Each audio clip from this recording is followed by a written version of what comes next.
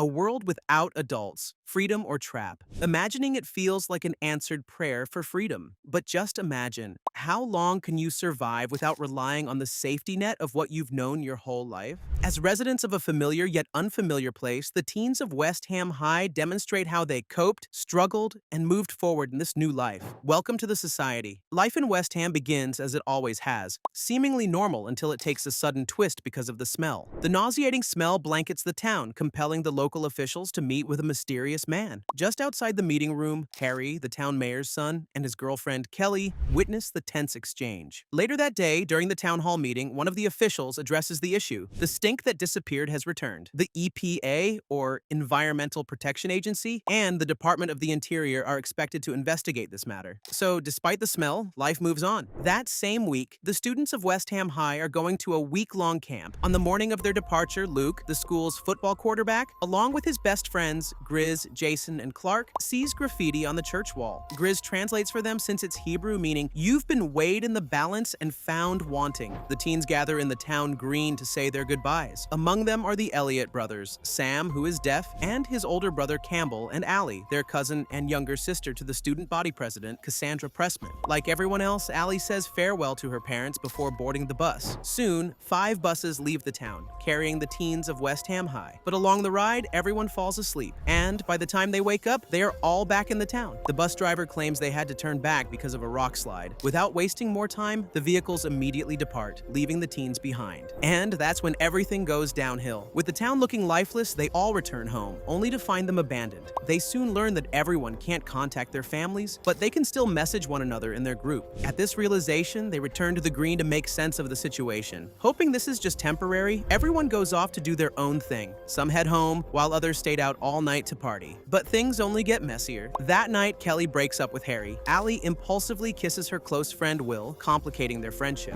The graffiti from that morning somehow vanished, and to make things worse, they discover they are completely unplugged from the rest of the world. No internet, inaccessible emergency hotline, no connections to anything beyond West Ham. Despite that night's ordeal, a group investigates the following day. Their discovery further puts them into a spiral. All the roads leading out of town are now blocked by dense, unnatural forest. West Ham becomes their prison. As the news spreads, people start to panic. The lack of authority only lets the looting begin. The once orderly teens now scramble to take what they can from the stores. While tension fills the town, a search party is quickly organized to venture into the woods. But tragedy strikes when one of them is bitten by a snake. With no medical help available, the student dies. They're forced to return with nothing to show but misery. Meanwhile, those left in town gather at the church for a meeting. With the recent looting, Cassandra and Harry argue about sharing resources versus keeping their things for themselves. As the debate gets heated, a sudden gunshot silences everyone there. Campbell, who has the gun, sides with Harry. He then incites those who agree with them to follow them out. But before anything more can happen, Luke and the others return, carrying the lifeless body of their classmate. Luke announces that there's nothing but woods, and concludes that this is not their home. 10 days pass. With no signs of rescue, everyone is coping with this new reality. Just when things seem to settle, a solar eclipse occurs. The phenomenon freaks some out while others stare. But the quiet science nerd, Gordy, reassures them it's a normal celestial occurrence and everything will be fine as long as they don't stare at it. Later at the Pressman house, Cassandra's circle of friends gathers to brainstorm and learn why they're there. Gordy offers his theory that they're in a parallel universe. This is a terrifying notion, but they choose to focus on taking action. With the supplies running low, they decide to inventory everything and investigate how they got there in the first place. At the town hall, Sam and his best friend Becca, who loves photography, examine documents at the town hall. But Becca suddenly feels unwell in the middle of it and excuses herself, leaving Sam to continue the investigation on his own. Meanwhile, Allie and Will divided the inventory work, considering the number of stores they should go through. Around this time, Kelly finds Will working on his own and joins him. Later, Allie returns from checking one store and sees him together with Kelly. Jealously aware that Will likes Kelly, she leaves the place without saying a word. On her way back, Allie runs into Harry, Kelly's ex. He invites Allie to the game of fugitive he's organizing. Even though she is tempted, Allie rejects him, pointing out how Harry always argues with her sister Cassandra. Elsewhere, Sam discovers discovers something disturbing. A letter from someone named Pfeiffer, demanding $1.5 million for the smell removal. The reply, dated the same day they were taken, indicates that their dad and Uncle Rogers refused to pay. Sharing this discovery with his brother, Campbell tells Sam to destroy them, because if anyone learns of it, they could be blamed for everything. That night, the game of fugitive turns the entire town into their playground. Allie spontaneously joins Harry, creating a memory of excitement, accident, and crazy laughter. After the game, Campbell gets close to the outcast, Ella. Meanwhile, there is an after-party at Harry's place. However, the party is disrupted when a storm messes with the power supply. At Cassandra's place, Gordy's best friend, Bean, discovers the previous solar eclipse wasn't scheduled anytime soon, making Gordy suspect they're on a different Earth. Cassandra makes a difficult decision. They can't tell anyone yet. That same stormy night, in another part of the town, people frantically grab supplies that are far more than they need. Arguments over this create chaos, further disrupting the remaining thin line of order. The morning after the previous night's chaos, Cassandra convinces everyone to restore order. She gathers everyone at the church and leads the establishment of rules. With their limited resources, they plan for shared housing, a rotating work schedule, and committees for decision-making and finding a way home. A minority initially disagrees, but they still comply to make it work. Among those with special tasks are the football guys, Luke, Grizz, Clark, and Jason. Also known as the Guard, they are responsible for protecting the storage of food and supplies. With the rotating work schedule, everyone must work, but Harry finds the whole thing humiliating, even bribes others to take his shifts. His frustration deepens when other people move to his home, destroying whatever peace he has. In an effort to lift everyone's spirits, Kelly suggests holding their prom as planned. On the day of the prom, everyone is preparing, but some guys continue to hang out by the pool in Harry's place. Their conversation eventually shifts to Cassandra. Drunk, Harry vents his frustrations, blaming Cassandra as the source of their troubles. At the height of the moment, he wishes her gone. Later that night, the prom begins, and everyone enjoys themselves. Allie and Harry find themselves jealous at the sight of Will and Kelly dancing. Campbell then hands Harry something to numb the pain. Elsewhere at the party, Becca gets upset when Sam gives her a rum and coke. Her frustration makes her reveal that she's pregnant. When asked about the father, she warns Sam to never ask about it again. As the party continues, Bean plays a slow song. Pairings Luke and his girlfriend, Helena Wu, Campbell and Elle, and Gordy and Cassandra make progress in their relationships. A budding connection begins between Grizz and Sam, while Will and Allie do their thing, dance fast to a slow song. Kelly drunkenly chooses that moment to speak on the stage. Her speech starts lighthearted, but it badly fails when she compares the prom to a farewell to their old lives. As the night deepens, students scatter to return home. Cassandra stays behind to clean up. When she goes out to throw the trash, she sees a dog, but it runs away. With the dog gone, Cassandra turns around and gets confused by what she sees. At the loud sound of a gunshot, she drops to the ground. Just like that, Cassandra Pressman is gone. Cassandra's death shakes everyone. People gather for her funeral and burial, lost in their own thoughts. With what happened, the teens worry for their safety and take measures to protect themselves, whether by carrying a weapon, locking themselves up in their own house, or walking together in groups. Some take advantage of the situation, threatening the guard and taking stuff from the storage. And with people carrying weapons, a small scuffle escalates in the cafeteria. Everyone is on edge, afraid that they're next. This incident triggers Luke and the others to gather in Allie's place. Gordy speaks with Allie about everything happening in town and convinces her to take over Cassandra's role in leading everyone. Still mourning her sister's death, Allie doesn't want to take on this responsibility, but with her friend's support and promise to be there for her every step of the way, she finally agrees. With her decision, they gather everyone at the church. Under the guard's protection, Allie awkwardly announces her intention to take over Cassandra's responsibility. No one objects, so Allie announces the reinforcement of the work list and confiscation of guns. Before leaving, she promises to find who did it. From that day, the guard begins confiscating everyone's guns, ensuring that even the ammunition are surrendered. Knowing that everyone feels uneasy, Elle, who is now dating Campbell, approaches Kelly to organize a weekly movie night for everyone. Though surprised, Kelly supports her. At the first movie night, the teens shortly escape reality by watching The Princess Bride. But Ella's night doesn't go smoothly. She attends movie night without Campbell, despite his obvious disapproval. While the others enjoy themselves at the screening,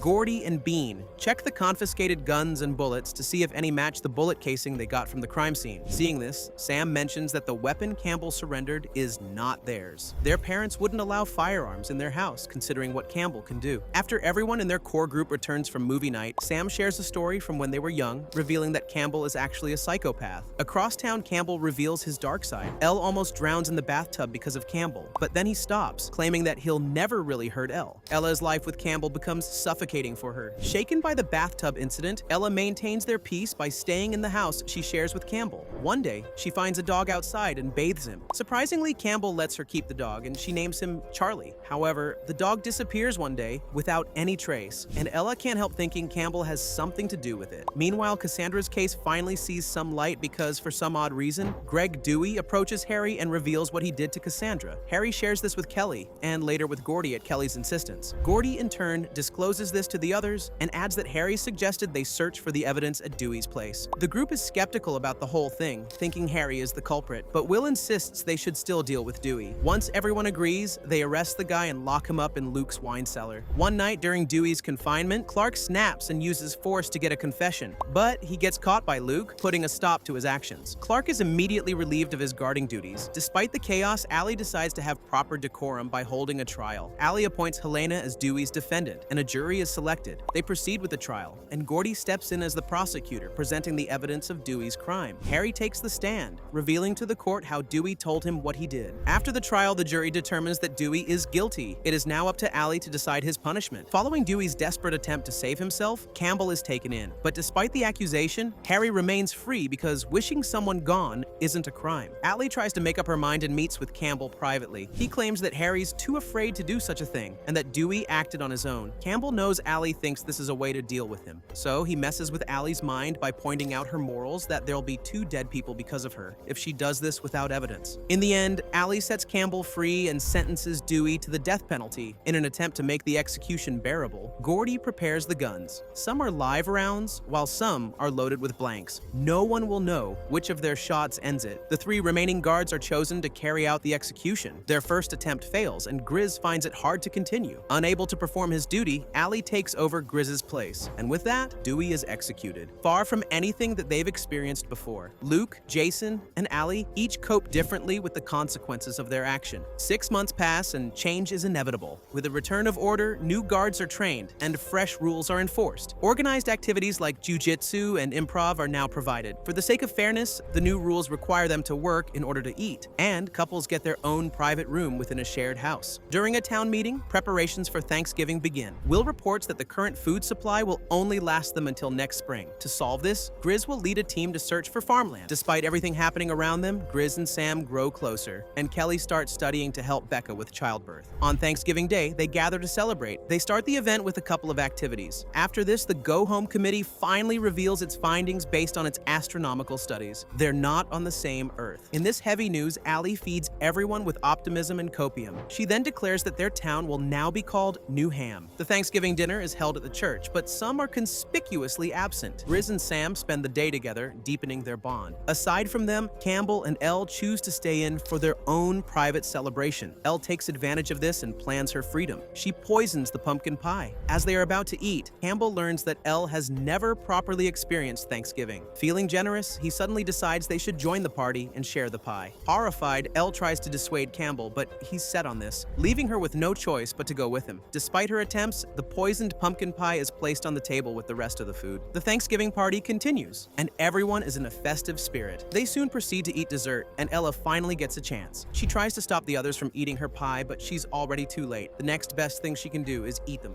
As the rest enjoy the evening, the improv class takes the stage, performing with the theme Field Trip. It is all fun at the start, but it ends with a bitter taste when Lexie takes the lead in reenacting past events and mocks how Allie got into that position. Displeased, Allie walks out of the party, ending the event altogether. That night, Allie wakes up and vomits. She's not the only one. Soon, anyone who is sick is brought to the clinic. As an emergency measure, Kelly learns how to put in an IV. Once things calm down, Gordy determines that the food was intentionally poisoned. The guard begins checking the people who cooked at home. Elle escapes suspicion because Campbell claims he ate a filling of the pie that Elle cooked. Despite the lack of evidence, the guard brings in Lexie because only she has a motive among those who cooked at home. Locked up in Luke's wine cellar, Lexie gets humiliated. At Campbell's place, he confronts Elle about the pie, but she denies everything. Unlike what Elle thought, Campbell isn't angry. Instead, he is intrigued. Elle is the first person who scared him. He claims their similarity, pointing out Ella's willingness to end others just to conceal the truth. In the end, Campbell finds comfort in how alike they are. Later, in a town meeting, they add a rule in response to the poisoning incident: no more cooking at home, and everyone will only eat in the cafeteria. Allie also announces that they'll change the governing authority by electing a mayor and 4 councilors. While enforcing democracy, she declares her intention to run as a mayor. With the approaching elections, Campbell signs Harry up for mayor mayor, while Clark nominates Luke. When Allie learns about this, she tells the guard they can't run because they're the town's military. She reasons that one party making and enforcing the rules is dangerous for them. Elsewhere, Kelly and Gordy team up to set up a medical practice in preparation for Becca's delivery. Amidst this, Elle feels trapped between Campbell and her guilt. She goes to Allie to confess her sin and asks to be arrested. Allie agrees upon learning the truth, but insists no one can know why they arrested her. Campbell hears about Ella's arrest and goes to Allie's house. However, Allie stands her ground, prohibiting him from seeing Elle. She then earns herself a warning from the psychopath. The day of the second exploration